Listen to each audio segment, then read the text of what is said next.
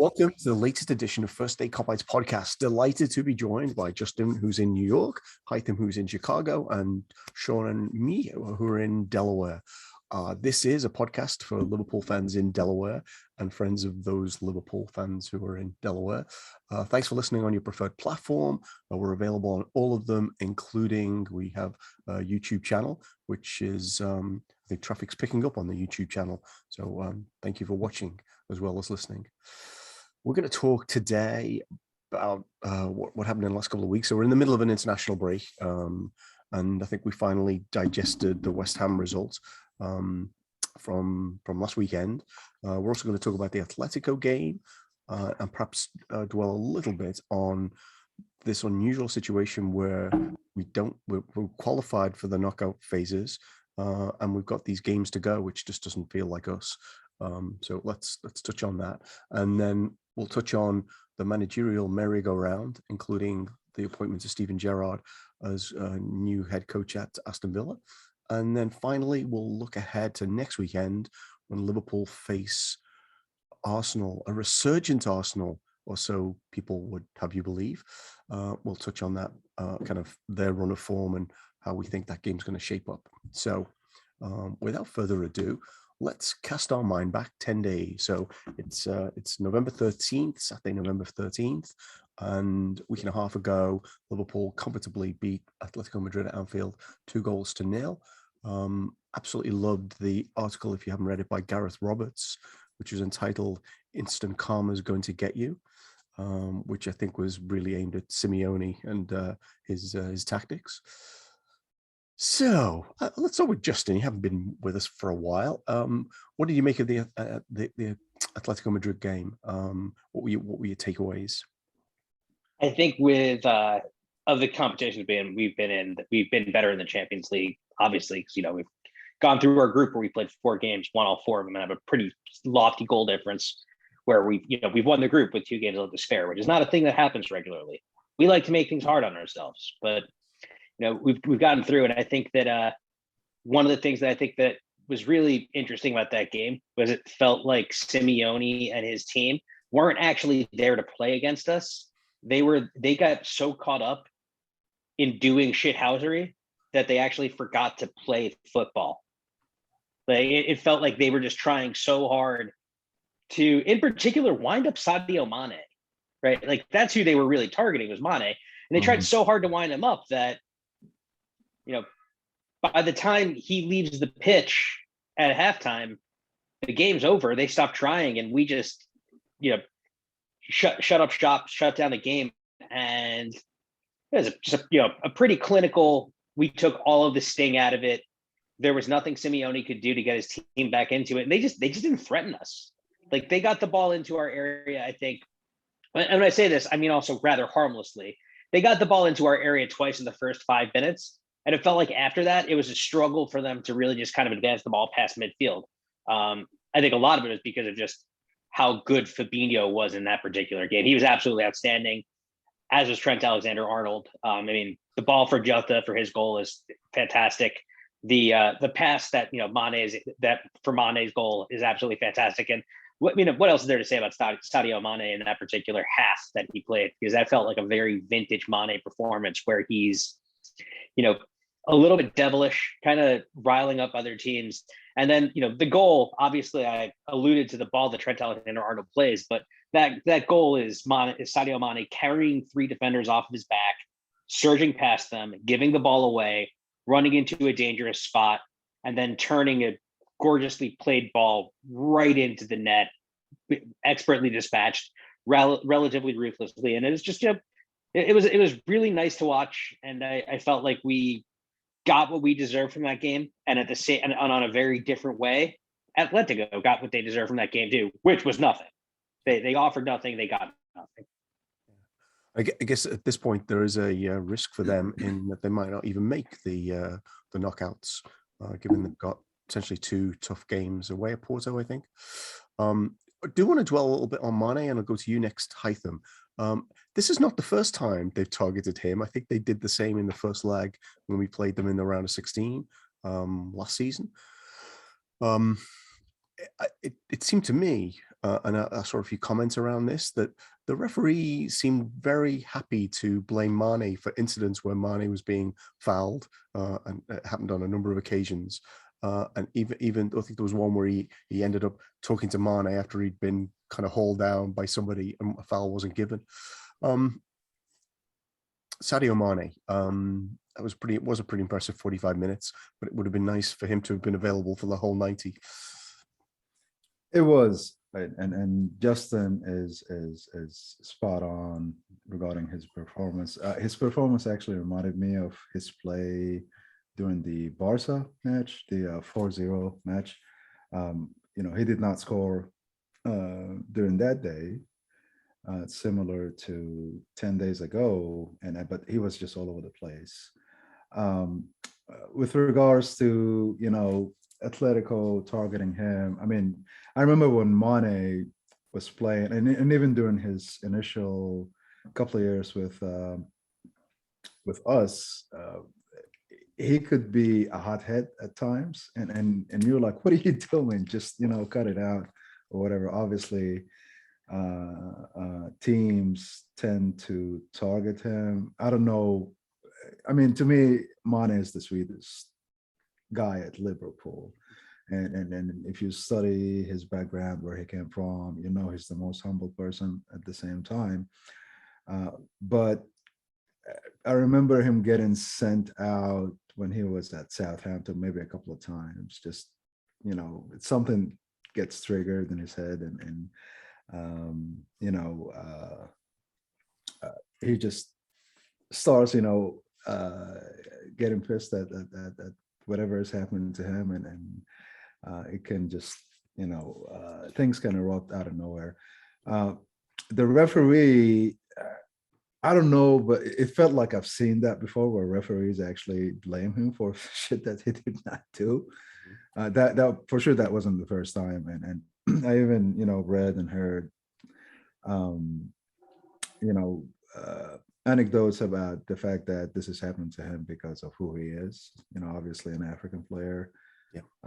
And the false narrative around that we see all the time on social media, even sometimes from pundits. I mean, I still remember it was PSG playing, I don't know which team, and Di Maria also, got angry and pushed someone out of bounds, and he got a red card for that. So and the first thing the pundits say, oh, it's his Latin, his Latin anger or something like that. And it was crazy for him to say something like that. So to me, it just feels like it's the same way people look at players like Mane. So yeah. I mean, I think Justin summarized the match. I would have loved perfectly. That is, I would have loved to see more goals, because I hate Spain, Spanish teams. Everyone knows that. You guys know that. And on top of that, my hatred for Atletico is just, the summit of Mount Everest. Basically, it's up there. So I wish there were more goals there. But that's okay. Like I said, what's most important is the fact that we qualified, unlike the previous few years where it's always like a struggle to get to the knockout rounds. Yeah. So it is interesting, right? The 2 years that we've won it in this century, it's required some heroic effort in the last game to get us there. I hope this is not a sign, a bad sign that we've made it. So, Sean, I'll let you finish up on our comprehensive beating of the teams in the group of death. I think one of us said, actually, when the draw was made, that might actually help us, because when you've got teams that can beat each other, then it means we might not have to beat everybody. Well, it turns out we have beaten everybody anyway, but they still are probably going to have a fight for that second place. What was your just kind of last thoughts on the game, and particularly, I think I checked this. I don't think we've ever qualified this early for Champions League. Well, it's impossible to, basically, right? I mean, that can you qualify before the fourth game? I don't think you Oh no, can. so I don't. I think we typically we've not qualified after the fourth game previously. Yeah. Yeah. Yeah, no, I mean, so I guess that's one thing that I've thought about this week since the West Ham result, which we'll get to, is that, like Justin said, we have been, so fantastic in the Champions League. It's kind of easy to forget that. Usually, or a lot of times, it tends to be the other way around. But yeah, I mean, it's I don't know. This match, it was an odd one. I thought there were a lot of other players that played really well. I thought Tsimikas had a really good match. I thought Jota was good. Trent was fantastic. Mane looked, great. There were a lot of good performances, but I thought the way that Atletico set up was kind of odd. We tend to really do better against a back three, and I think they set up a little bit differently when we played them. What was it? Before the lockdown, and then even the last time we played them, the way they kind of approached this match was odd. But I also think that their the defending just wasn't, up to where it normally is.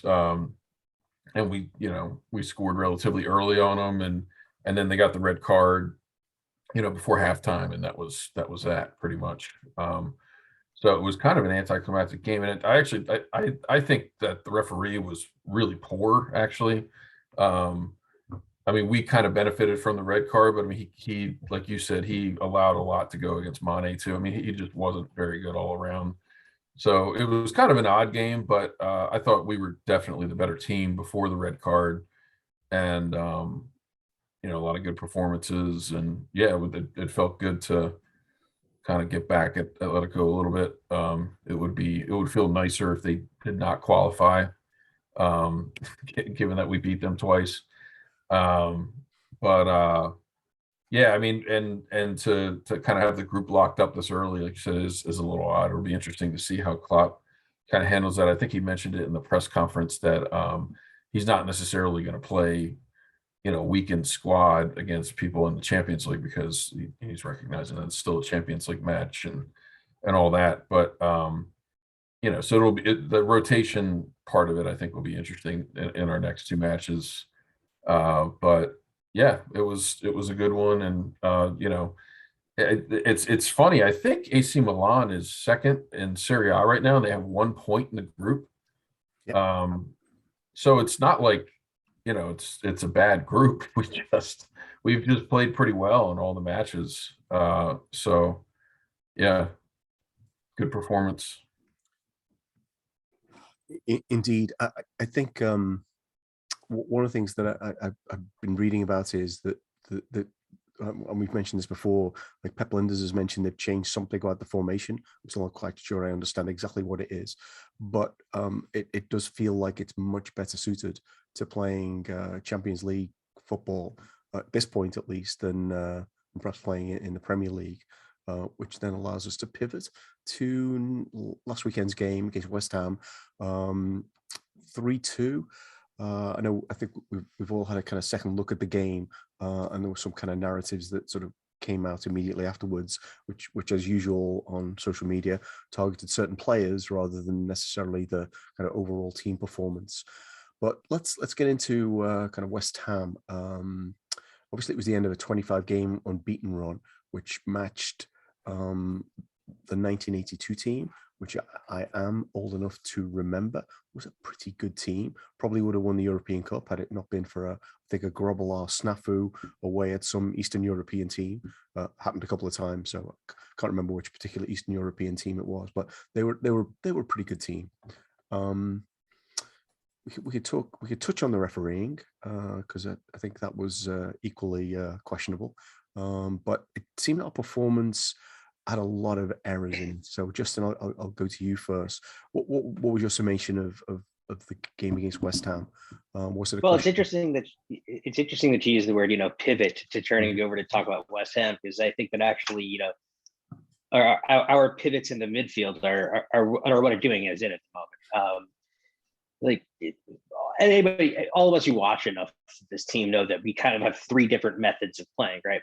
Formation on the ball, formation off the ball when we're set, and then the transition formation. Two of those things right now are working really well. The formation on the ball, the formation off the ball outside of transition. But in transition, we are a mess at the moment. And it feels like West Ham really took advantage of that. I don't know what the solution is. I think it's probably actually, I think it's a combination of Henderson not getting so high up the pitch because he can't get back at the moment.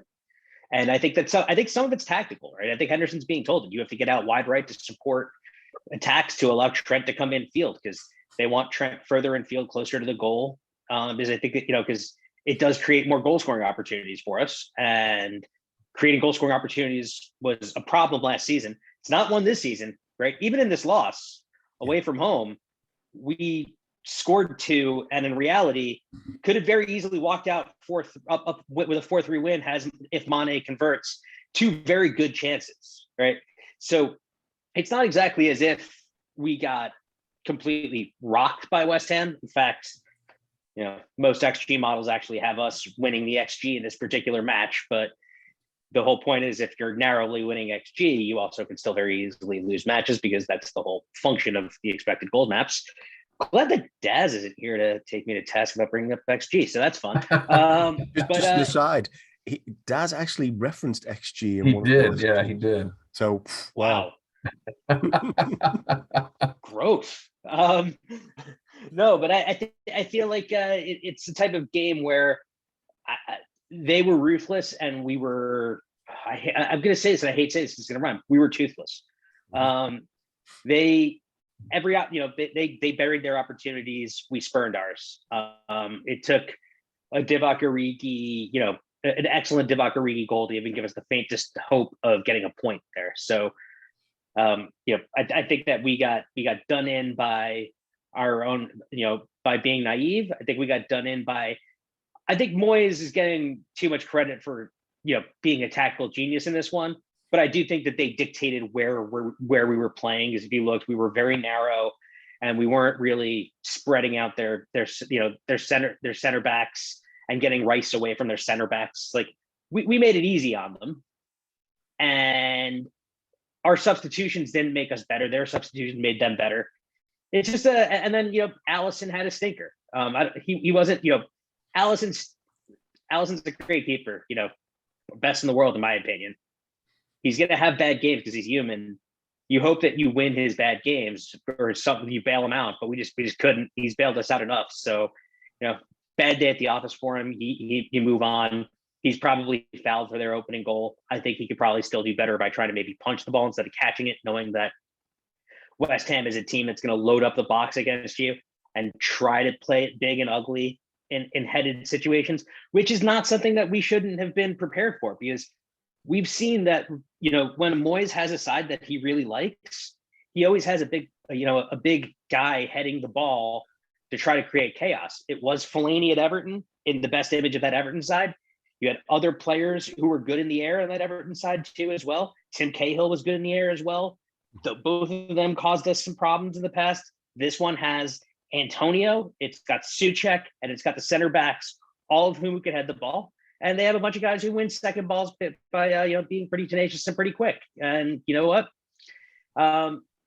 They controlled space. I don't feel like they controlled the entire game, but they controlled the space and made it harder on us. And you know what?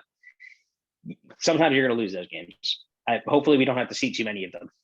Yeah, it seems to me the performance wasn't fantastic at times, but West Ham didn't. Looking back at it, it felt different at the time. West Ham did not create a lot, and clearly the goal very early made a big difference. The thing that I'm kind of stuck with is both the key decisions the referee had to make in the first 15 minutes. The analyst, was it Graham Lasso on NBC, was like, "Oh, that goal's going to be choked off. Oh, Creswell's going to be red carded." It's like obvious on the replay, and then obviously those things didn't happen. But given they are not usually highly well disposed towards us, I thought it was very interesting they were so categorical about those decisions being overturned or being changed, and that it's made a big difference.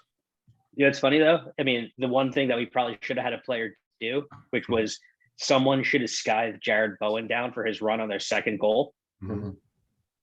probably would have gotten a player sent off just because, that's the kind of day that Craig Pawson was having. I mean, Pawson's a bad referee. Mhm. Not sending Craswell off. It took VAR to even tell him that Pascal Struck's tackle against Harvey Elliott was, 2-footed with a trailing leg. He's never been a particularly good referee. When you have a bad referee, you just have to expect that things aren't going to go your way, and have the mentality to overcome it. Which I know is easier said than done. It's tough. I get it. Yeah. Well, particularly as that crowd seemed really up for that game in a way that hasn't been true of West Ham in a long time. I think some Craig Hannon of the Anfield Wrap described it as the worst away ground in the Premier League. I'm guessing it's a little better than it was now, with the team playing reasonably well. So, Haitham, I'm going to go to you next, and which direction you want to go in. But there were certainly, I'm not quite on the page of. I think the second goal Alisson could have done a lot better with, but I think there were other things going on with. I don't know what happened to our zonal marking in this game, but it felt to me like the assignments weren't quite right, or someone missed some things. But if we'd have defended the corners better, clearly this would have been a much better game for us. Yeah, I totally agree. I think we talked about, just doing your research and how West Ham are known for their center backs and Sojcik, like Justin said, going after corners. That's one of, their basically bread and butter. That's how they score a lot of goals. And then you have Antonio pushing people around, bullying people around. So yes, I think, and again, I keep saying this on every episode. I'm not in the training room. I don't know what they talk about. I don't know what video they look at. But it just felt like there wasn't. The marking was pretty bad. I know, like you guys said, both of you, about Alisson's performance. Yes, he could have done better when it comes to two of the goals. But at the same time, the defense, I didn't even see anyone marking Ogbonna, and the same for, what's his name? Zuma. The third goal, free, as a bird. It kind of, when I saw Maguire's goal yesterday, it was kind of like the same thing, basically, and playing for England. And then the whole, I'm not hearing anything. But because they scored against Albania, right? Yeah, exactly. Exactly. But yeah, it's to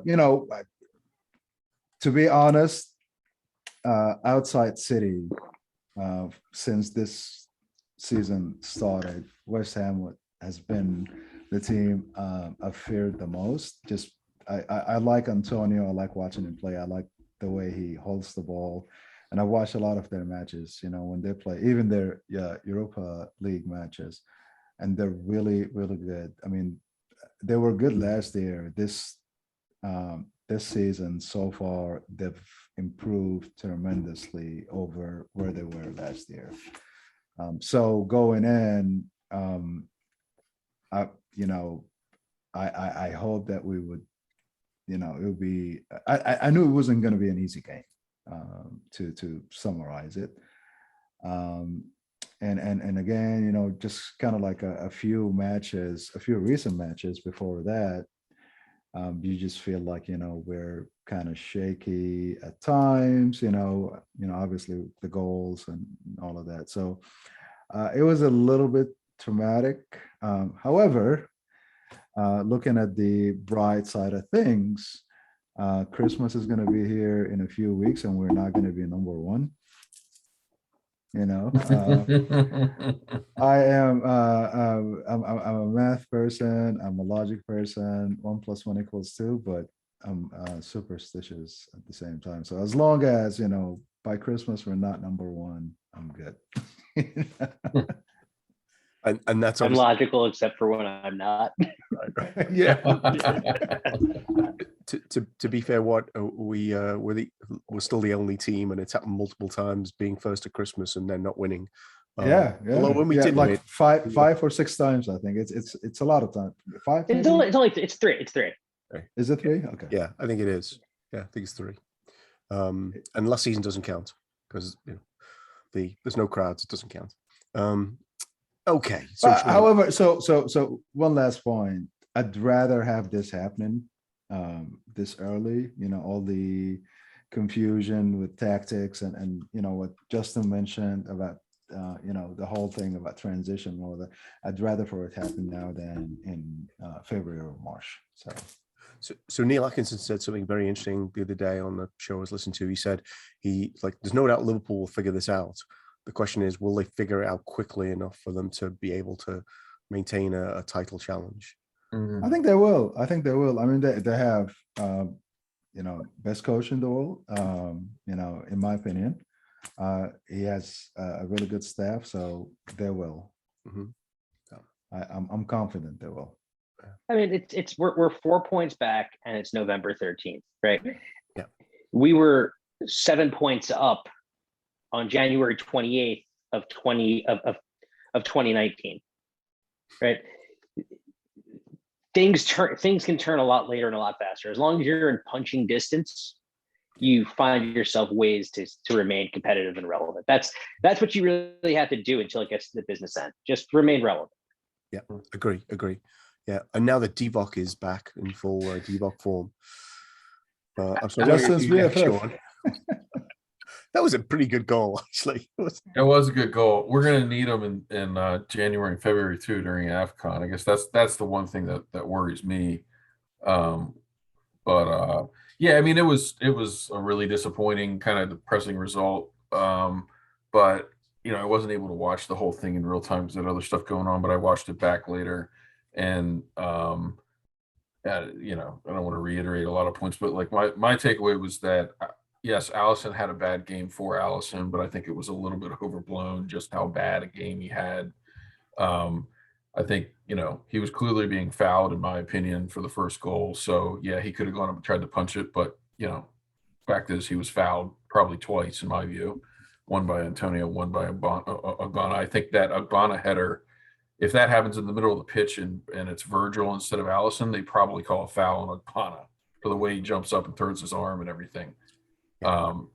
So I thought the Cresswell no call for the red was just absolutely crazy. I don't think they didn't even give him a yellow for that, right? I mean, it was just nothing. No, it was a foul. Was it a foul?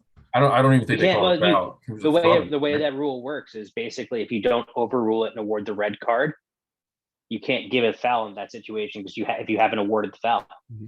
No, that's why I just mean like in real time he didn't call a foul. Right. I mean, so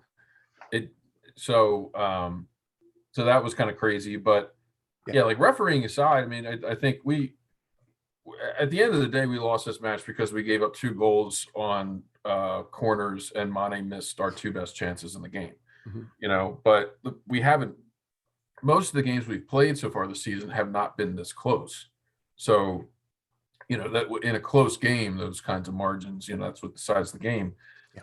The one that upset me the most, was the third. Well, the second goal was kind of frustrating, but I'll get to that in a minute. That has to do more with what Justin was talking about in terms of this tactical issue it seems like we have in the transition. But the third goal was it just seemed like it seemed to me like Fabinho and Mane, now, like, not to point out certain like players, but they basically didn't pick up their assignments on the on the play in terms of being blockers for the runs in. So Agbana or Zuma had just a free run, and it was a great ball in. I think it was Bowen. And I got to say, like, I was skeptical about the Bowen links in the summer. He looked pretty good in this game for West Ham. I thought that was a great ball in for the third goal, and he made a great run for the second. The second, somebody should have just probably fouled him, taken him down, maybe either Robbo or Ox, but maybe they get a card if they do that. But it has to go to that transition issue and this change in it does seem like there's a change in tactic where for some reason the right sided 8 is pushing further forward. Maybe it's to get Trent further in, like Justin was saying. And we are creating more chances this year, but it seems like it's creating a problem for us in transition. So what it's happened in a couple of games now with Brentford, Brighton, West Ham. I think the first AC Milan match, there have been a couple matches where this has been an issue where we keep getting hit with this transition play.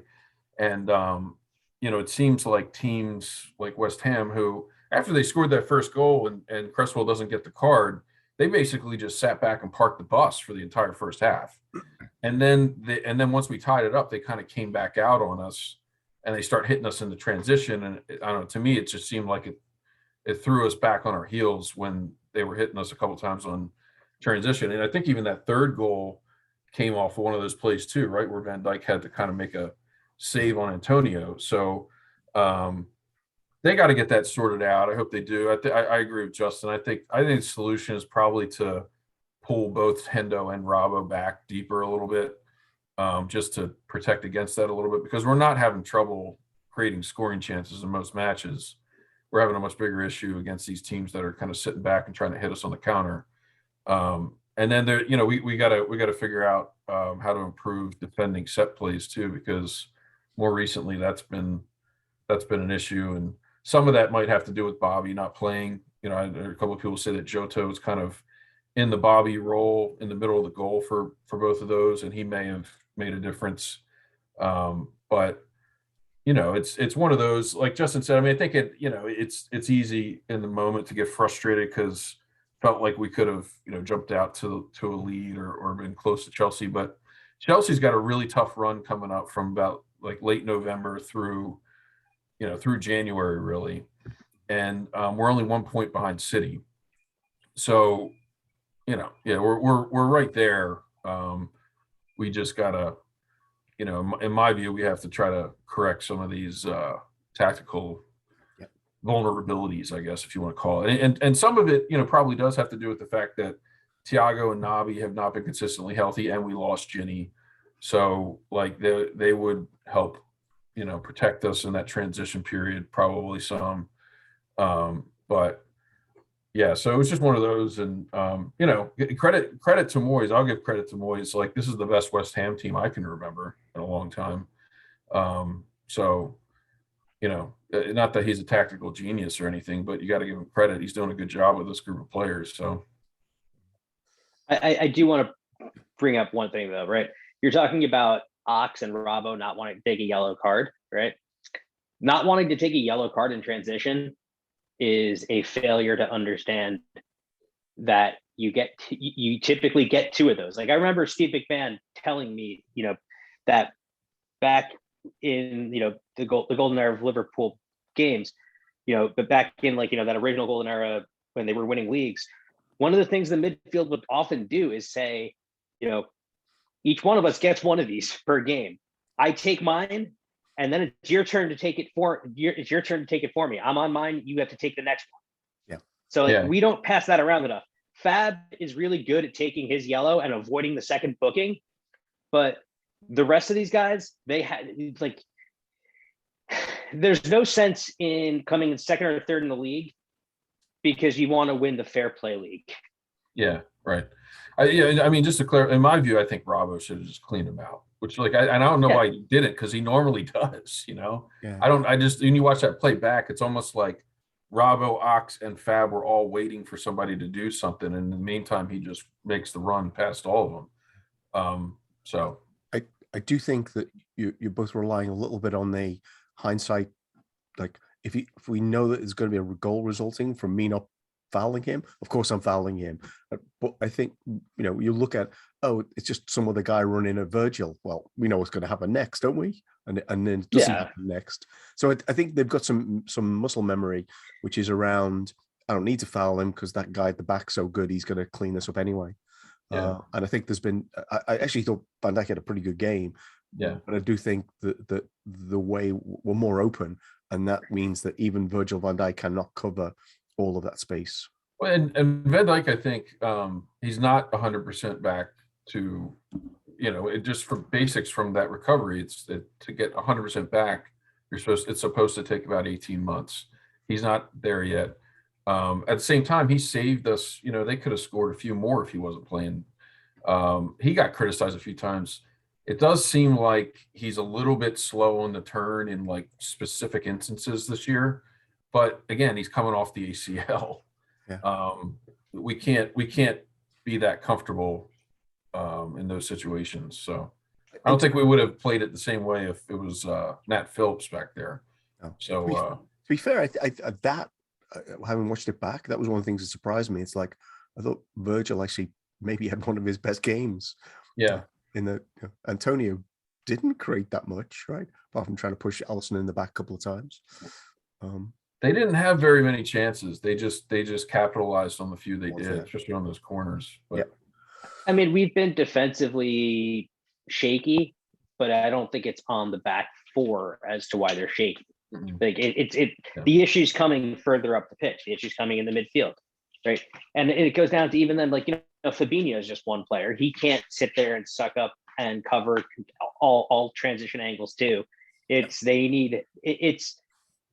tough to even blame some of the guys who are being put into these situations. If you look, Henderson and Oxlade-Chamberlain's natural inclination is to attack, right? In a midfield, you do need players like Thiago and Naby are the two players we have who have that balance of knowing that their game has to be both attacking and defensive. Fabinho knows his game has to be mostly defensive. And then Curtis, Ox, and Henderson know that their game needs to be forward-looking. And James Milner knows that his game needs to be, you want the player who's going to take out Jared Bowen on that run and just completely and totally just cream him. It's Milner. Milner would sky them in half right there. Yep. Yeah. And it's like, without, I think this particular thing, it does show some of what Ginny brought to the team. It shows, Ginny was always kind of tactically always kind of there for us, especially in that transition period. Kind of knew how to defend and be in the right place.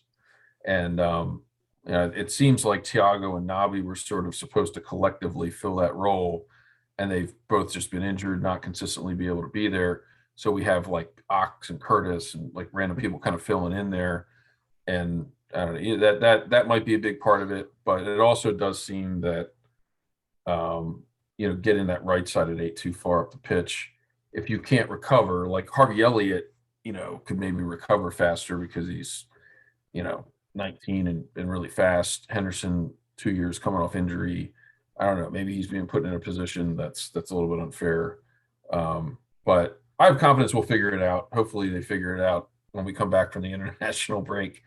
I don't the way that Arsenal play, just the transition, I don't know if you wanted to transition into the Arsenal talk, but I feel like the way Arsenal tend to play sort of suits us a lot more than a West Ham. But so hopefully that's a good way to come back.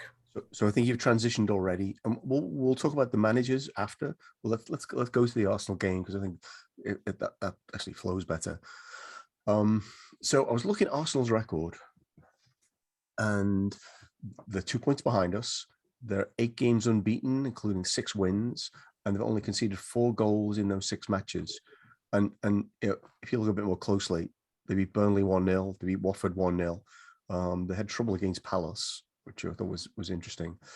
I thought we'd separated ourselves from the Arsenals of this world. They shouldn't really be in the same league as us.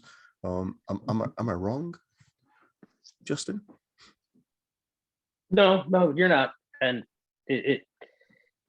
they're in a decent run of form because they're playing against a pile of crap. They got a really good buoy off of, the beginning of the end of Nuno Espirito Santo and Harry Kane choosing to get his manager fired, which was a choice. Harry Kane absolutely never wanted to play for him and kind of dragged the team down with him.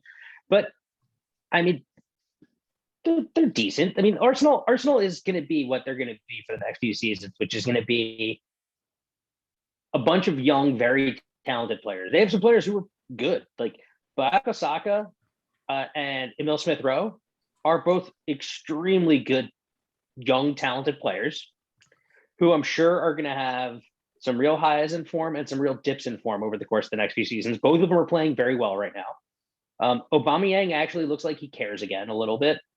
Lacazette hasn't been terrible. Like they're doing okay, and the players they bought this summer mostly have been good. Now, I think that basically if we play against them, the great equalizer is going to be whether or not, and I know you wanted to save the manager talk, Arteta feels like he actually has to play Granit Xhaka. If he does, and I see the lineup 60 minutes beforehand with Xhaka in it, I am going to find a way to bet $100 on us in that game. Okay. Lovely. But yeah, I mean, I think we're going to separate from them again. I think it's just it's there's about seven or eight good teams in the league. I think there's 2 or 3 great teams, another 5 good teams, Manchester United, and then a pack of other teams. I tend to think you're right. Actually, just it is worth saying, of those 6 wins, 3 of them are against teams that now have new managers. So that probably says something about who they've been up against up to this point. I mean, one of the concerns I have, and I'll go to you, Haitham, for this, is like, who are we going to have playing? Because there was a lot of people injured and they're going to be back after the international break. I guess the question is, does that mean that we're going to have Milner, Keita, Jones are ready? It sounds like Firmino is a long-term injury. Don't know how long that's going to be. And then we had the scare up Mane and the X-rays, and I don't know where that's got. So I think a piece of it is also on us, but what team we're going to field.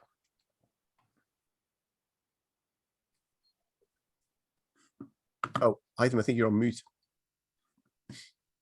Sorry. Yeah. For Bobby, I think it's 4 to 6 weeks. But like the coach said, he's a quick healer. To be honest, I'm not sure who's going to be back and who's going to play. I don't really care. I think it's going to be a good match. I think it's going to be competitive to a certain extent.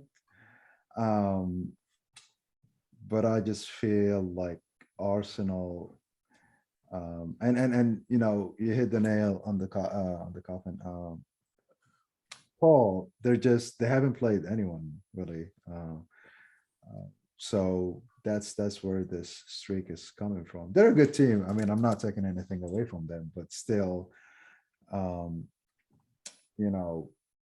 don't think they are at that level competing with your current top 4. I think if they play West Ham, going back, I'm not even going to talk about the City and Chelsea. I think they're going to have a hard time.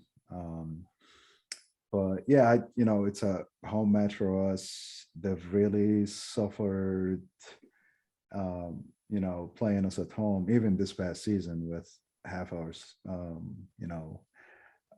team injured. We still beat them comfortably. I thought it was like 2-0, maybe. I can't remember. Yeah. But yeah, I just, what was it? 2-1? 2-1. Just 2-1. Yeah. 3-1. Great. 3-1. Yeah. See, I don't count that because we're no crowds, but it was 3-1 the season before with crowds, and I was at that game. Yeah, I think it's going to be a comfortable. I don't think it's going to be as any of the matches that we just talked about. Your Brentford, your West Ham, where things are just all over the place, and you never know how we're going to win or even draw at times. I think it's going to be a comfortable win for us. You're not afraid of the newly discovered best goalie in the world, then, Aaron Ramsdale? And the brightest young center back in the world as well. No. What's his name? Ben White. Ben White, yeah. Ben White, yeah. Yeah, give me Ben White on defense any day, and I'll take it. Yeah, only 4 goals conceded in 8 games. Well, again, we talked about who they were playing. But so Sean, Arsenal this weekend, next weekend, week today. One thing that really encourages me actually about this game is it's a 5:30 kickoff in the UK. It will be under the lights. Anfield tends to respond pretty well when it's a game played under floodlights, and probably what some of the Anfield rap guys will be describing this as a 4-pint minimum game. Yeah, absolutely. Show up with a few beers in them. So another question too, and before Sean jumps in, will Ali and Fabinho be able to play? Yeah, Brazil, they're not playing in any red list countries. Yeah. So things have changed. They've changed the countries that are in the red list, but also the other thing that's changed is there's only 2 games in the cycle this time as well, not 3. So they finished. So I looked at all of them. They're the latest to finish. They'll finish like UK time Wednesday morning, like early hours. So there's 3 days before they required to play. Fabinho didn't play last night. They had that world-class midfielder Fred and some other guy. They scraped by. I think it was like the other night. It was Thursday night. Fabinho's going to play on Wednesday because typically Casemiro is the one who actually who takes the role that Fabinho plays as the starter. So with Brazil having qualified, I wouldn't be shocked to see Fabinho get 90 minutes on Wednesday. Oh, yeah. Hopefully he can have a cramp or something and just not play. But they're the latest. But I think for the rest of the teams, the players will be back like with 3 or 4 days to spare. I think England finishes. So Trent and Hendo will be back. Hendo scored for England against Albania. So Harry Maguire, it wasn't really that big a deal. Hendo scoring. Right. So yeah, we're gonna get a lot of people back. I think Netherlands might be one of the last games. I think that might be a Tuesday evening game. But yeah, this time I don't think there's gonna be too much impact on who gets to play aside from who comes back injured. Sadio Mane. So, Sean, I think you're up next. Yeah. So I mean, I'm pretty confident about this one. If they play, like Justin said, if they play a 2-man midfield, I think Partey's hurt now too. If it's Xhaka +1, I think we'll. Yeah, I don't want to go as far as to say it'll be like a Man United result, but I think it could be that type of game. Maybe it's closer. They're a better pressing team, I think, than United. But they essentially, which doesn't take much. That's not a comparison. No. They play for kind of attack. They play like a 4-2-3-1 usually, and they have 4 attacking minded players. So I guess I don't really see how that midfield's going to match up well against us, basically. And then you got Ben White and Ramsdale in the back there. Seems like it could be one where we score 4 in one match and double their total for the last 8 games or whatever. I don't really see how we don't create a lot of chances against them. It's just a matter of like, can they hit us in transition and are they able to turn it over? Fabinho playing could be a big factor actually. So it'll be interesting to kind of see how we handle that. Of course, he didn't play against United, and we still got a pretty good result. So we'll see.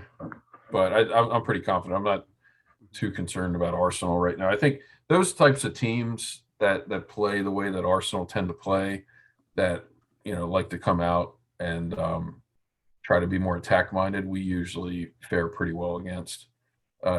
We tend to struggle against the more the Chelseas or the West Hams that like to sit back and kind of enjoy just defending and trying to hit us on the counter. Sometimes we have trouble breaking those teams down, and those seem to be more like our bogey teams. Yeah. No, I don't think Xhaka is fit either, because he did not play yesterday for Switzerland. So Switzerland did so well. I think he actually tends to play a little bit better for Switzerland because they use him differently, but he's not of a caliber for like Arsenal, or at least where Arsenal wants to be. I guess he is for where they are now. Yeah. I think in their last match, I just looked at it. They played, this is even more, they played Lukonga and Maitland-Niles as a midfield too.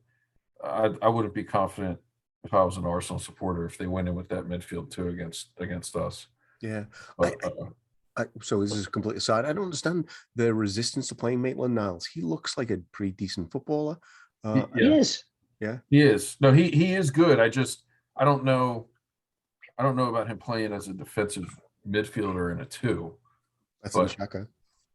Well, I mean, Like- Arteta likes playing him as a right wing back too. Like they Yeah. played him everywhere. It's the type of thing where it's remember when Brendan Rodgers used to do that really annoying thing of playing players in positions that like didn't suit them, like when he used either Lazar Markovic Yeah. or Bobby Firmino as a wing back.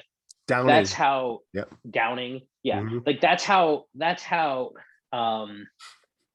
Arteta is solely with Maitland-Niles.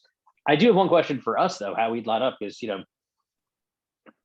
Thiago is going to get more minutes in his leg. He's not gone with Spain, so he's going to have more minutes in his legs in training. Yeah. Do you go with do you actually maybe even switch to playing a double pivot of Thiago and Fabinho? Because, typically when we do that, we don't lose. The two of them are very good together.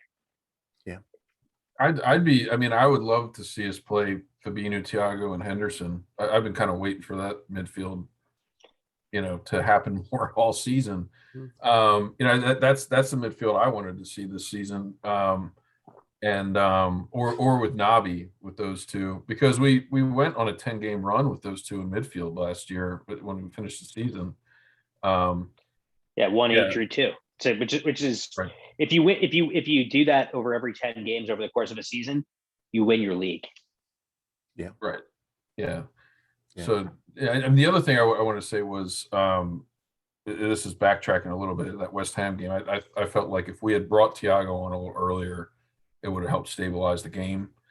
And we waited until like the 78th minute to bring him on. I didn't understand that, but I do feel like I think Thiago brings a lot of stability to the team overall, but I also think that he's not great coming off the bench. I think he's a player that plays a lot better when you start him in a match, and he kind of helps establish the flow of a game. And we haven't done that consistently, partially because he's just had injuries.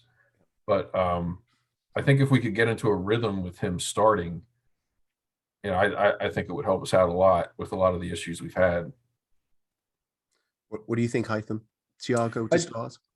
I'm not sure where his fitness is when it comes to the past couple of games where he came off the bench. I think just having this international break and the fact that he's not playing for Spain, training, all of that stuff, I think, yes, start him. There were a few times, like what Sean was mentioning, with him coming off the bench and he was giving away a few balls too. It's just he was injured for a while, and obviously the fitness is not up there, and just game fitness as well. So yeah. I mean, if he is where he thinks he needs to be, where the staff thinks where he needs to be, why not start him? I like the idea of that midfield that Sean mentioned of him, Fabinho, and Henderson, or even Jones instead of Henderson. I think that would be a great midfield too. Yeah. Well, so we might have an embarrassment of riches actually if all the people who are coming back after the international break actually are back. But one suspects it won't be that easy. The journey for Keita, Milner as well might be another option. He was extremely disruptive against Atletico Madrid in the away leg, which was absolutely awesome for us. So, Yeah. I would see like Milner and Jones being players that we can kind of just those, to me, those are players you bring in off the bench, more than you start. And what I wanted to see to start the season was Thiago, Fabinho, Henderson with Nabi kind of mixing in both for Thiago and Henderson. That kind of a rotation. So hopefully we can get back to that. So I've been the one crying wolf for the past couple of months with our midfield. So seeing all of them coming back is definitely going to be a good scene. Yep. Well, I'm sure there's lots of conversations you could have had as well about who's going to play alongside Virgil. But let's pause it there. I think my sense is, and maybe we'll wrap this up. What's your hope and expectation about the result?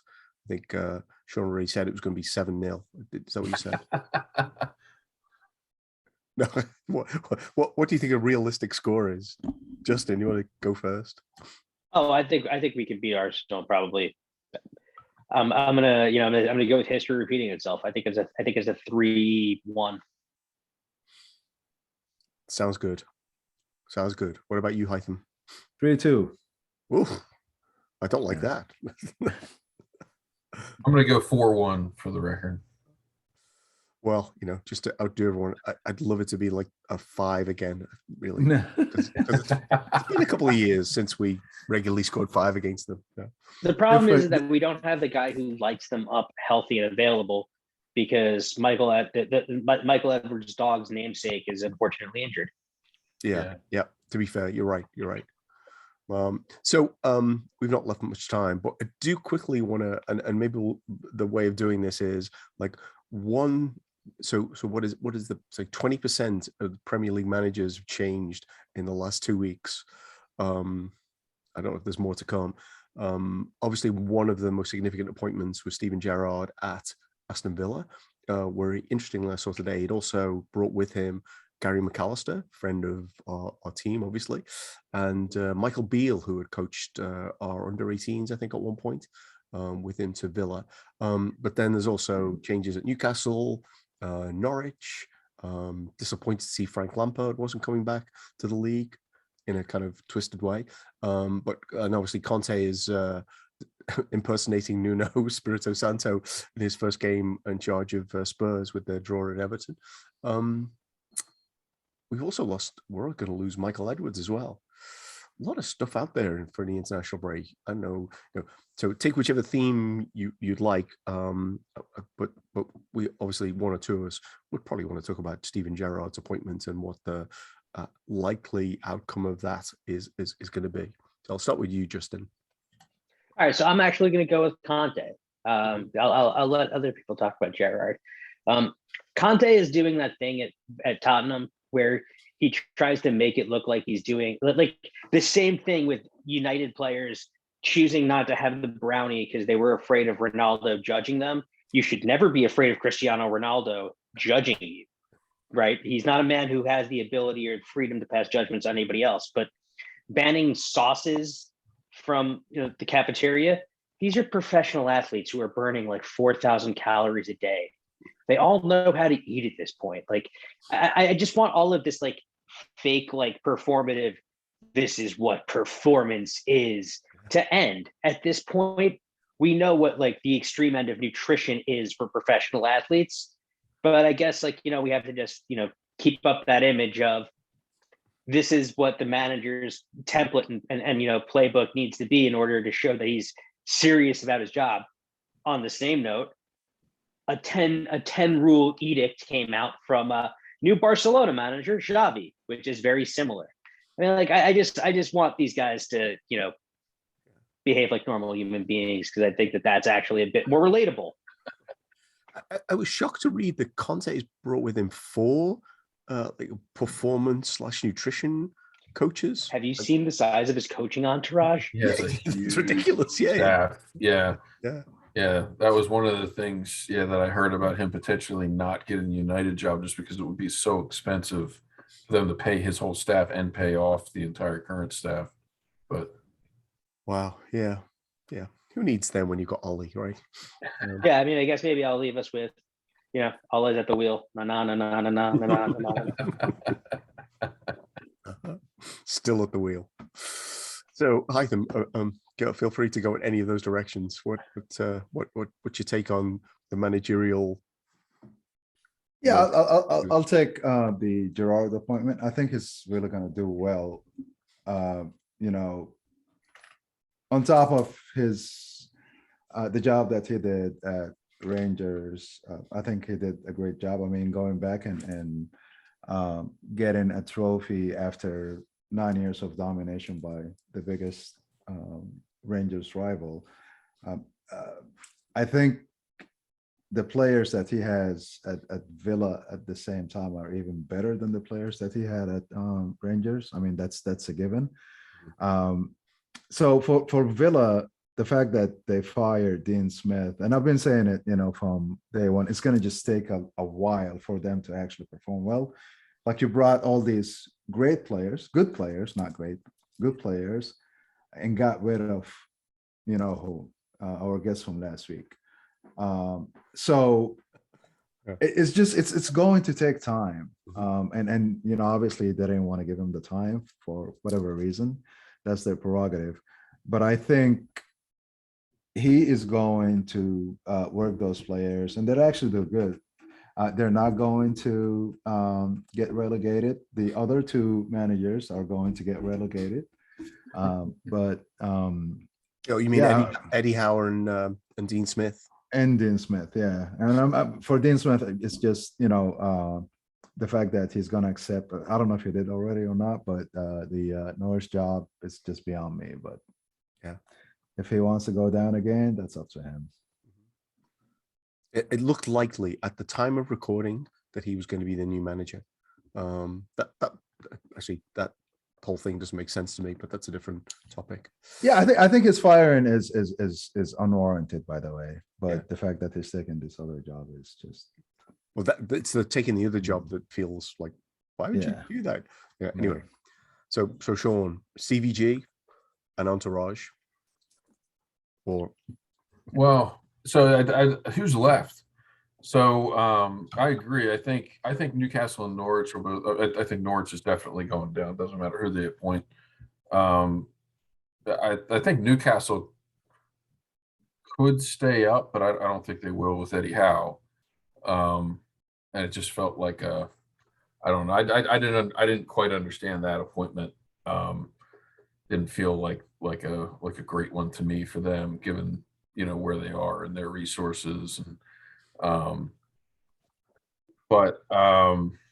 think we've covered most of the management. But in terms of Michael Edwards leaving, you know, it's big shoes to fill. It seems like they, you know, they have a good system in place. So hopefully it's not too disruptive, but it's just hard to underestimate the impact that he's had on the club over his term.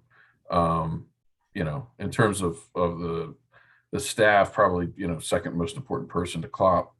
So you know, you hope that we can move on and continue the success we've had in transfers and otherwise. But you know, sad to see him go. I was a bit surprised to see him say it was just because he wanted to leave after 10 years. I don't know. I've heard other people say, why do you think that? But I just have a hard time believing we couldn't figure out some way to make him stay. But you know, it is what it is, and we'll move on. But you know, sad to see him leave. So I saw you comment about 10 years, but quite honestly, I haven't worked in a couple of different spaces that were really intense.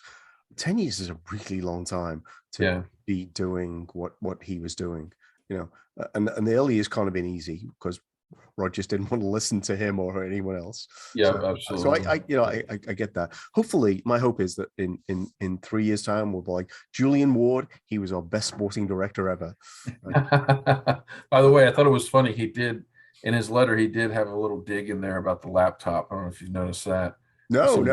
Some of if you read his letter, he said something like he's going to take his laptop with him or something like that. Well, that's he's taking a dig at a few people there. Yeah. Is that about us stealing data from City? Is that what the whole thing? No. It's a shot. It's a shot at two journalists. One who I'll name and one who I won't. The one who I'll name it's a shot at Dean Ashton. Okay. The other one I'll say when we stop recording. All right. And they accused him of something. Well, they said, you know, he was a laptop guru looking at statistics. Like that. It was during the Brendan Rodgers years when you know, Rodgers was leaking to the press and transfer committee trying to get him fired. Yeah. You know, it was ugly period, but hopefully, you know, fortunately we worked that one out. I also found it interesting that how much he praised Mike Gordon, which shouldn't be that surprising because he's reporting to him, but you know, that was interesting. He called him the man that never sleeps. So you know, interesting there. But and he goes on to name like all the people that work in the club. You know, I think that's intentional to try to give people confidence that there's this structure that's been built that will continue. But hopefully. Yep. I think this was an awesome episode, and if you made it this far, thank you. Justin, thank you so much for joining us. Haitham, always a pleasure. And Sean, thank you. Anfield's looking very good. One thing I'm going to leave us with, actually, if you haven't seen this, our Hillsborough episode in earlier this year, we had on Richie, who owns Kopite Clobber, and a guy called Damien Cavana, who is just a wonderful human being. If you've not seen the video of him awarding Mo Salah the EPL Player of the Month, then please look out for it. Damon's such a cool guy. I am reminded we should get him back on. Hopefully we'll do that. But I had tears in my eyes watching it. So if you haven't watched it, that's fantastic. I didn't realize it was the same guy. That video was amazing. Yeah, it was great. Yeah. Damon Cabana. Okay. So we'll be back after the Arsenal game, and we'll probably talk about those terrible predictions that I've made. Hopefully we'll at least be able to chat about Reds returning to winning ways. If you enjoyed the podcast, please share it with a friend. Follow us on Twitter. We only tweet and retweet from sources that we believe are credible, and the guys that Justin was mentioning probably wouldn't be on that list. Thanks so much.